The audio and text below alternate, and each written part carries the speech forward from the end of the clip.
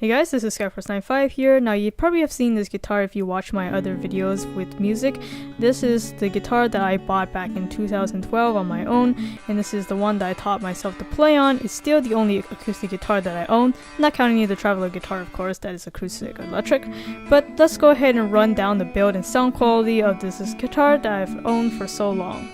As you may have noticed in the title of this video, this is a parlor size guitar, which means the fretboard is full size of 24 3/4 inches, but it has a narrower body, so it doesn't resonate as loud as say a dreadnought, but it does allow it to be a little bit easier to carry because it's just a little under 7 pounds. It has a solid top and it is embellished on the sides with ivory with herringbone binding. As for the rest of the materials, it has a red cedar solid top.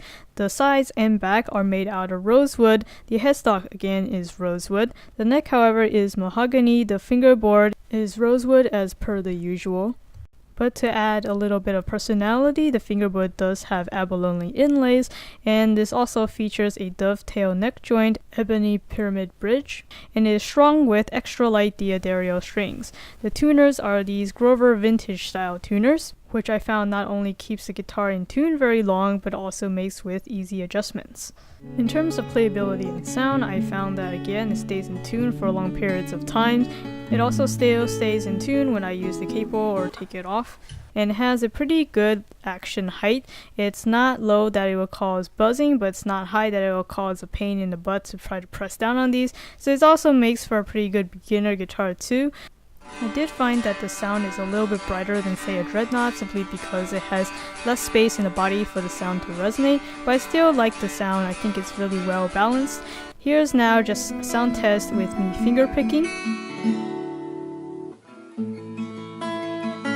And now here is a sound test of me strumming. The only little nitpicky thing that I found is that the G string has a little bit of an after buzzing tone. Since there are slight variations to how each guitar is made, even for the same model, this could just be an isolated case for my particular guitar. And again, you can't really notice it when you're actually playing it, but just isolating that particular string, you do hear that after buzzing sound. Not a big deal, but I thought I'd just point it out. In terms of other comments, I did find that because of the location of the pins for the straps, playing the guitar with the strap on is just a little bit strange for me. Even though the weight is properly balanced, I just think that the placement of the pins really could be a little bit better. But all in all, after 6 years of owning this guitar, I don't regret buying it. I bought it for around $500 right out of the shop. I think it's a really great parlor guitar. It's for those of you who don't want to carry around such a big guitar but still don't want to sacrifice on sound quality. This is a really great guitar to start off with too and keep for a very long time.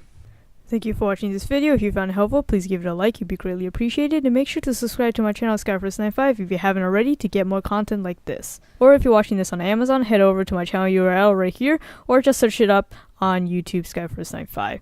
There you'll see a bunch of my product reviews and unboxings. Feel free to browse, or if you want to search for something specific, just hit that search field. That'll do it for this video. This is Skyforce95. Thanks for watching.